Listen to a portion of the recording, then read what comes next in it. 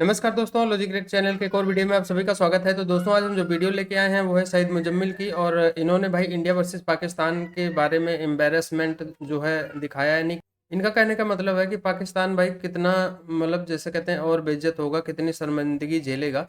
तो आज की वीडियो में इनको भी दुख हुआ है भाई। इंडिया और पाकिस्तान का जब मैच हुआ था तो उसमें पाकिस्तान की टीम हार गई थी।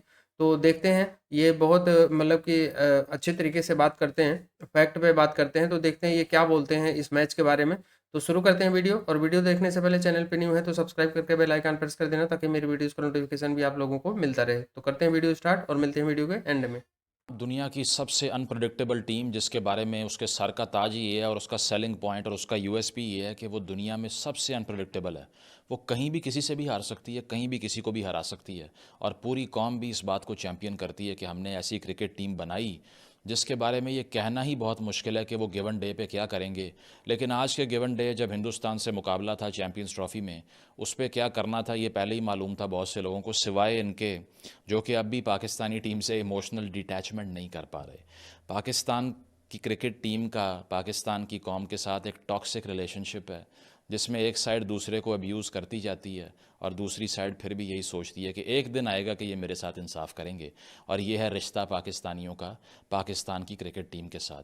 तो आईसीसी टूर्नामेंट्स के अंदर पहले ही झांकी मारी थी हमेशा हमने, और आज भी उसी में इजाफा हो गया। उसकी वजह यह है कि टोटल 22 दफ़ा इंडिया पाकिस्तान आमने सामने आए हैं। 18 बार उसमें से हिंदुस्तान जीता है, 4 बार पाकिस्तान जीता है, और उस 4 में भी 3 मैचेस चैम्पियंस ट्रॉफ़ी के थे। और आज वो रिकॉर्ड भी हमने बराबर कर दिया है। ठीक है, हिंदुस्तान एक मैच पीछे था, वो भी बराबर हो गया। वर्ल्ड कप्स में वैसे ही हमारे पल्ले कुछ नहीं है सिवाय एक मैच के, हमेशा हारते हुए आए हैं। तो हर दफ़ा एक्सपेक्टेशन ये होती है कि पाकिस्तान जब आएगा फील्ड में तो वो रिकग्नाइज़ करेंगे कि हमारा हिस्टोरिकल बैगेज कितना बड़ा है, आइडेंटिटी का इशू कितना बड़ा है। इसीलिए हमने ऐसी वॉर लड़नी है जिस जिस तरह इस बार भी शहबाज शरीफ साहब जो प्राइम मिनिस्टर हैं पाकिस्तान के, उन्होंने बोला था कि हिंदुस्तान को हराना है ताकि हम बदला ले सकें कि उनकी टीम यहाँ पर नहीं आई।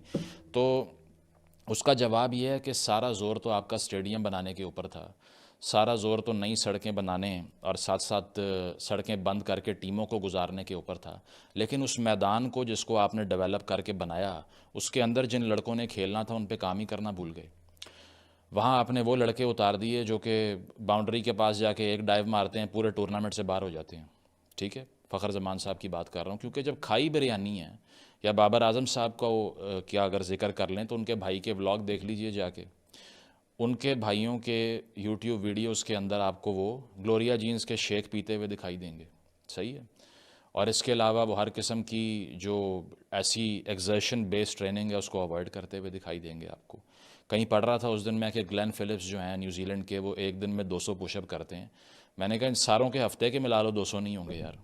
ठीक है, तो उसके बाद ही तो फिर ये रिज़ल्ट निकलता है ना कि न्यूजीलैंड को आप बुलाते हैं बाहर से अपने बैकयार्ड में, और वो यहाँ आके आपको 60-70 रन से मार के चले जाते हैं। अब से कुछ अर्सा पहले आपने टेस्ट मैचेस में स्पिन ट्रैप और वेब ऑफ स्पिन बनाया था। ठीक है, और वेस्ट इंडीज़ ने यहाँ आके 3 स्पिनर लगा के आपको अपनी गेम पे हरा दिया। पिछले सारे ओडीआईज़ का रिकॉर्ड साउथ अफ्रीका में रिकॉर्ड देख लें, न्यूजीलैंड में देख लो, ऑस्ट्रेलिया में देख लो, क्या करके आए हैं, कुछ भी नहीं। तो इस मर्तबा भी आपको दोबारा से वही फैंस एक्सपेक्ट करते हुए दिखाई दिए जो हर दफ़ा क्रिकेट का ये ट्रॉमा जनरेशन्स में कैरी करते हुए आ रहे हैं। हमें भी याद है 2011 के वर्ल्ड कप में कॉलेज के दिनों में दोस्तों के साथ इकट्ठे होकर बाइक्स पर बैठ के देखने गए थे मैच। जो जलालत वहाँ पर देखी कि मिसबा साहब एंड पे हर बॉल को रोक रहे हैं और एंड पे मार के दिखा रहे हैं कि ये डेलिब्रेट था या क्या था। फिर वो उससे पहले की बात कर लें तो मिसबा की लैप स्वीप जिसमें बाउंड्री पे कैच हुआ, वर्ल्ड कप हार गए। कितनी ही कहानियाँ नहीं होंगी इस जनरेशन जो पाकिस्तान की क्रिकेट फैंस की है कि हिंदुस्तान से हारते जाएंगे, हारते जाएंगे, हारते जाएंगे। लेकिन जिस तरह से पिछली बार मैंने कहा था एक वीडियो के अंदर कि दरअसल मसला जो है वो साइकोलॉजिकल है, क्योंकि ये जो 11 प्लेयर आप खिलाते हैं ना, क्रिकेट खेलना इनका तीसरा काम है। पहला काम इनका सोशल मीडिया पे प्रोपेगेंडा करवाना है या फिर इमरान खान के हक़ में ट्वीट्स करना या इस तरह की चीज़ें करना। दूसरा काम इनका अपना रिलीजियस जो है वो डॉक्ट्रिन जो है वो लोगों को बताना और उसको बोस्ट करना। आज भी रिजवान साहब की तस्वीर वायरल हो रही है जिसमें वो ड्रेसिंग रूम में बैठ के तस्वीर पकड़ी हुई है हाथ में। I respect that completely. लेकिन इसके अलावा आप एक्सपेक्ट ना करें, मैं ये कह रहा हूँ।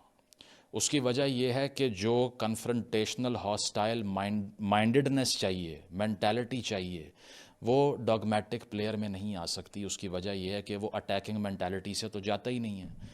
आज भी पावर प्ले की सूरत हाल देख लें, 2 स्कोर 1 ओवर के लिहाज से 4 ओवर खेल दिए, 70% जो है वो डॉट बॉल्स दिखाई देंगी आपको, because there is no predatory mentality that has to be there in a player. इनका तो जब हिंदुस्तान से मैच होता है लगता है कि स्कूल बॉयज़ जो है ना, वो क्लास ख़त्म होने के बाद बैकयार्ड में जाके आपस में चॉकलेट्स पे शर्त लगा के ना मैच खेल रहे हैं। क्योंकि सबसे पहले बाबर साहब ओपन करने आएंगे, जो सारी कौम को पता है कि 60 के स्ट्राइक रेट से ज़लालत फैला के जाएंगे 50 करके, और सबसे बड़ा वो कहते हैं ना the most dangerous player in the world for Pakistan itself. तो वो आएंगे और वो आते साथ सबसे पहले कोहली को जफ्फी डाल के ये बताएंगे कि तुम्हें मुझसे कोई ख़तरा नहीं है। I am the safest player in the world for you because I can't intimidate you guys. I respect you. I will play under your craft जो आपकी है. I will play under the impression of your heroism. तो इसीलिए आके वो जफ्फी डालेंगे कोहली को, और कोई इंटिमिडेट नहीं होगा, ना कोई स्लेजिंग होगी, ना कोई फास्ट बॉलर जो है वो एक गेज देगा किसी बैट्समैन को, और ना आपको कोई जान मारता हुआ दिखाई देगा। उसकी वजह यह है कि गरूर नहीं करना चाहिए, गुनाह होता है। तो आज भी यही दिखाई दिया, कोई इंडियन प्लेयर जो है वो तस्मे बंद कर रहा है बूट्स के किसी के, और कोई जो है वो जाके जफियाँ डाल रहा है, और कोई बाद में मैच के बाद बैट मांग रहा है कि इस पे साइन कर दो। तो ये तो फ़ैन बॉयज़ होते हैं 11, जब ये इंडिया से खेलने जाते हैं तो ये देखते हैं अच्छा वो रोहित शर्मा आया हुआ है यार, विराट कोहली, शुभमन गिल आया हुआ है, तो ये तो सेल्फियाँ लेने के लिए जाएंगे। उसकी वजह यह है कि मेंटली इतने डिफीटेड होंगे कि अगर ये आपने इंटरनलाइज ही नहीं किया that we can corner these guys, so how can you do it in the practical realm as well. मैंने लास्ट वीडियो में भी ये मिसाल दी थी, आपको पूरी एक हिस्ट्री बताई थी। जो आइडियोलॉजी का इशू आता है, बहुत से स्पोर्ट्समैन जो हमारे हैं उनका, वो इतने बेनायन हो जाते हैं कि आपको लगता ही नहीं कि ये गेम खेलने के लिए आए हैं। सही है।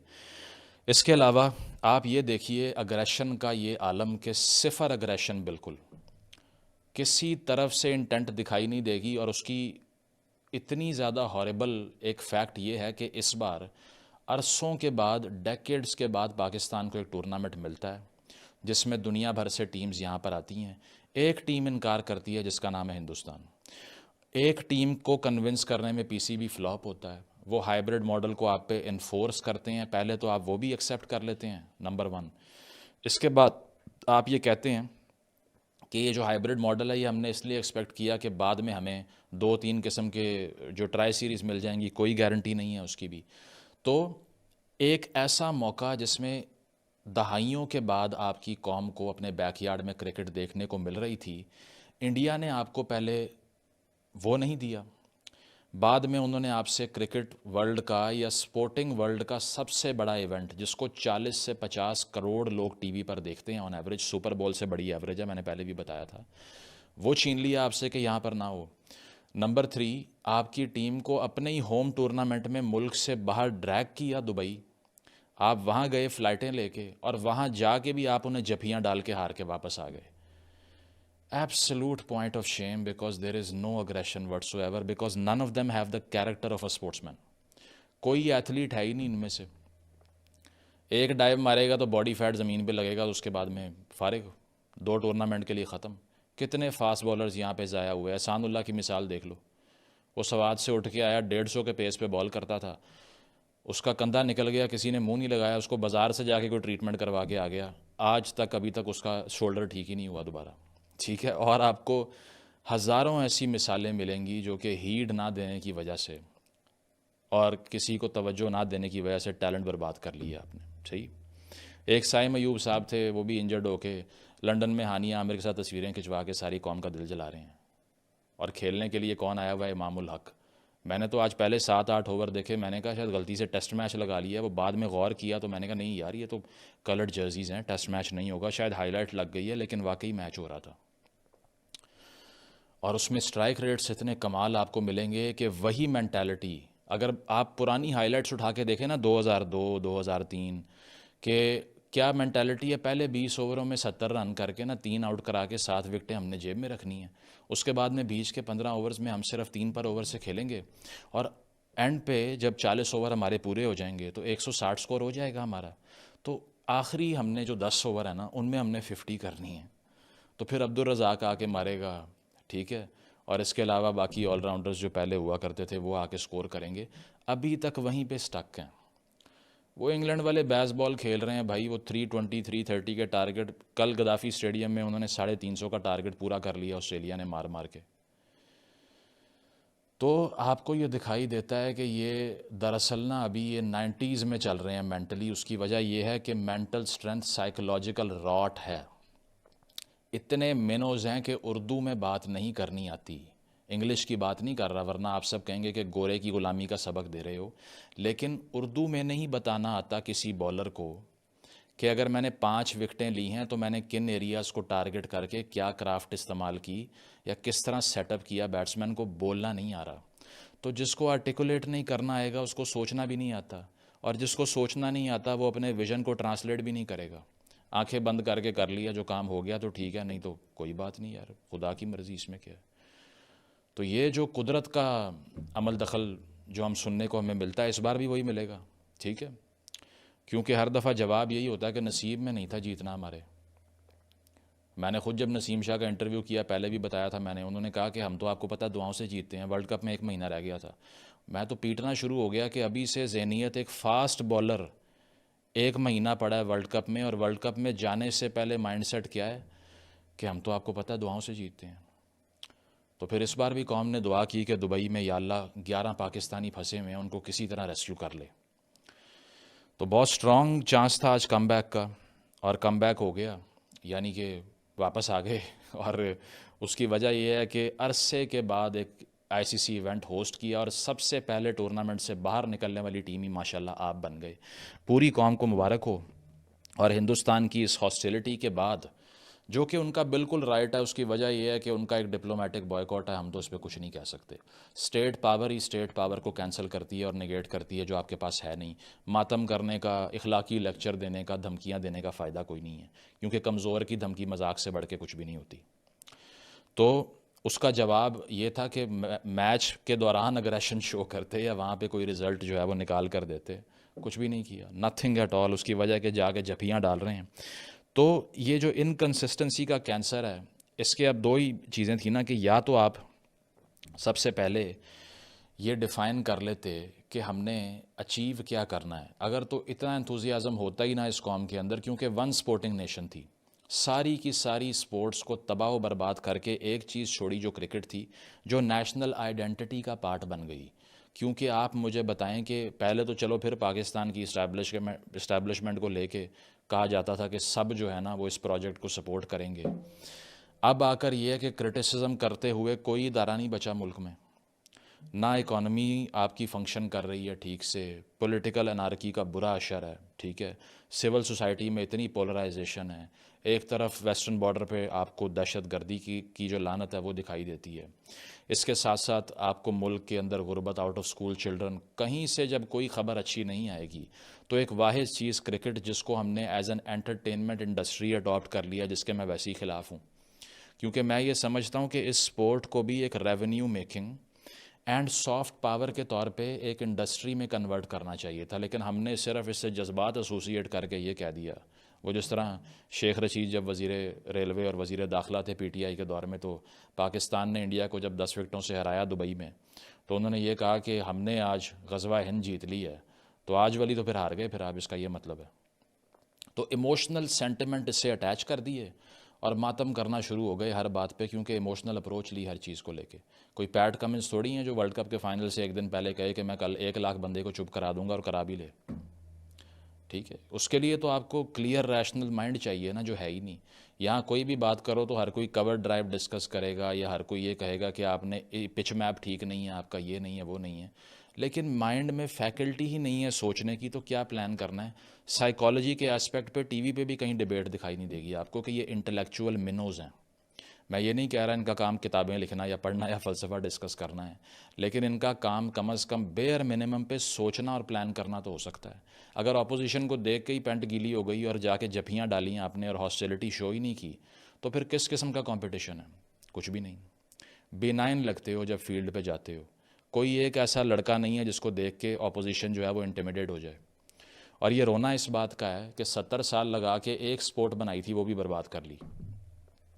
और उसमें प्राइड क्या है हमारी, हम अनप्रडिक्टेबल हैं। भाई shame on you if you are unpredictable. सबसे बड़ी एक्सेलेंस की तो जो गारंटी होती है वो होती कंसिस्टेंसी है, चाहे दुनिया की कोई फील्ड आप उठा लें उसके बावजूद। और फील्डिंग का अशर आप देख लें कि वहाँ भी आपको यही घटिया फिटनेस थर्ड क्लास दिखाई देगी। ज़ीरो कमिटमेंट है, ज़ीरो डाइट की अवेयरनेस, ज़ीरो। उसकी वजह क्रिकेट है ही काफरों की गेम, हमने क्या करना है खेल के।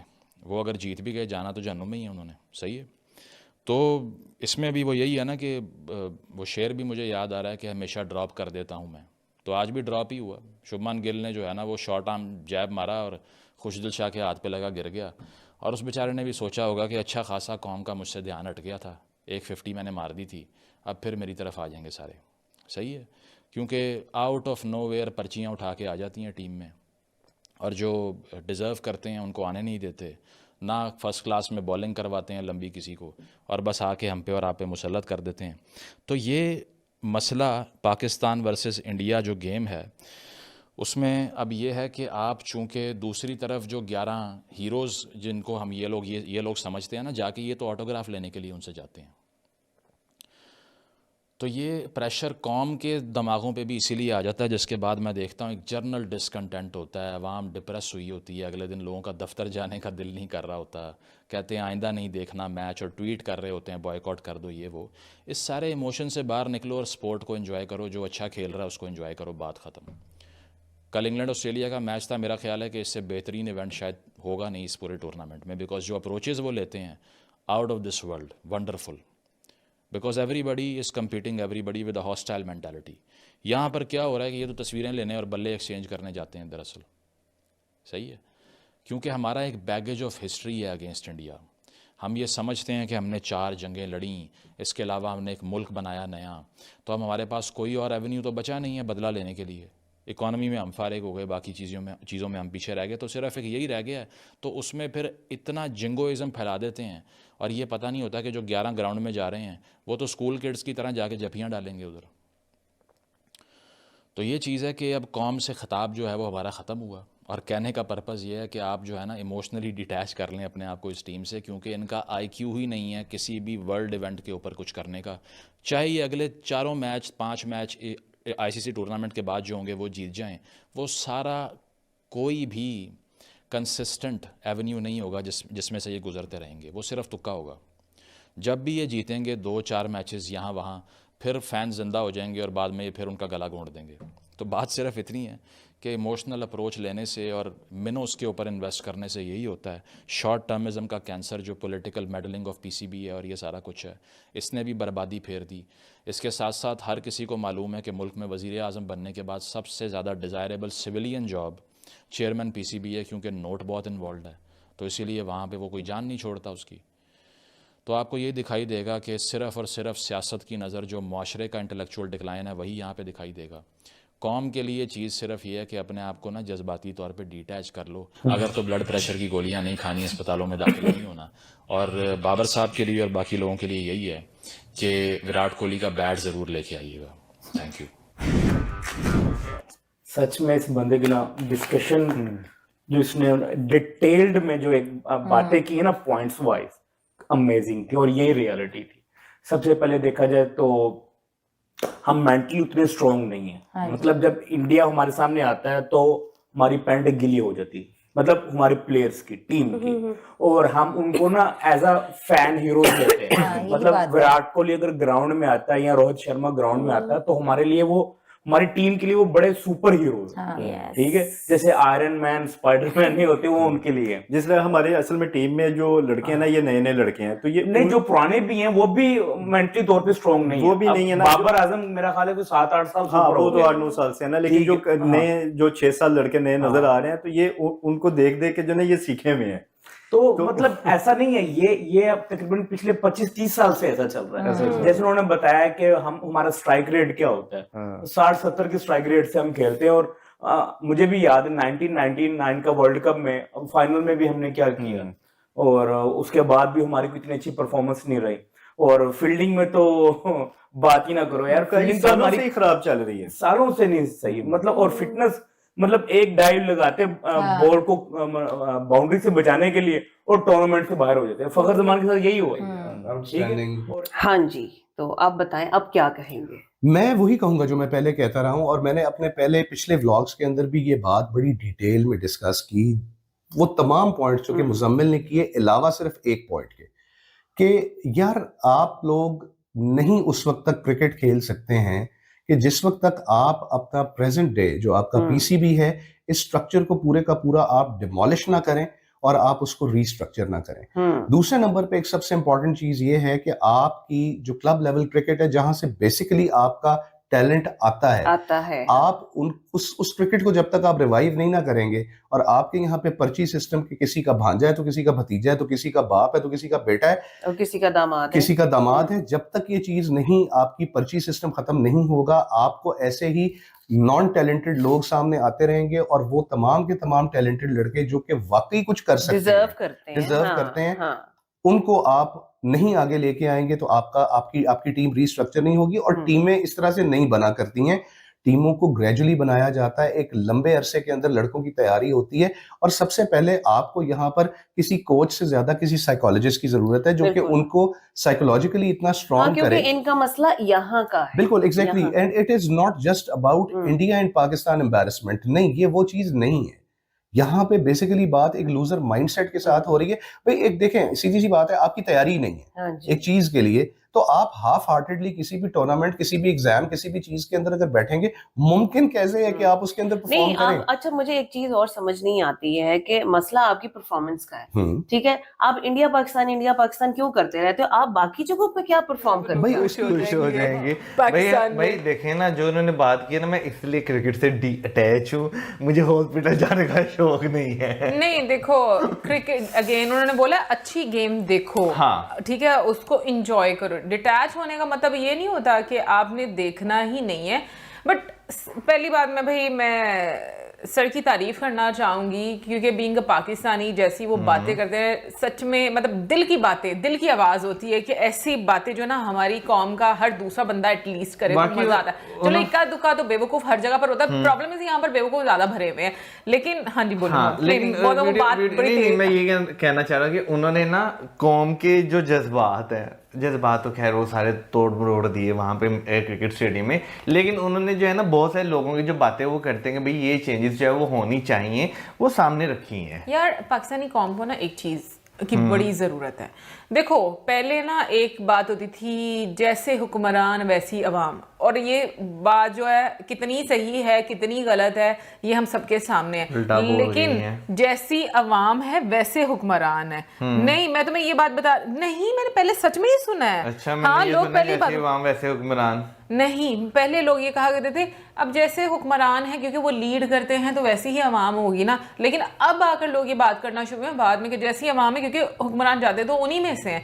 कहने का मकसद ये है कि अवाम को अपनी अप्रोच जो है वो चेंज करनी पड़ेगी। पाकिस्तान में लोगों में फ्रस्ट्रेशन है, और बात बिल्कुल ठीक बोली कि कुछ पाकिस्तान में और कुछ राह ही नहीं है, इकोनॉमी डाउन हो रही है, एजुकेशन डाउन है, जैसे बताया सब कुछ मतलब का बुरा हाल है। एक क्रिकेट ही इनका मीडियम ऑफ एंटरटेनमेंट या कुछ है जिसमें इनको लगता है, स्पोर्ट्स में भी सारे कह रहे हैं स्पोर्ट्स तो सब खत्म है, एक क्रिकेट ही है पाकिस्तान में, और उसमें भी क्रिकेट में ऐसी परफॉर्मेंस देते हैं।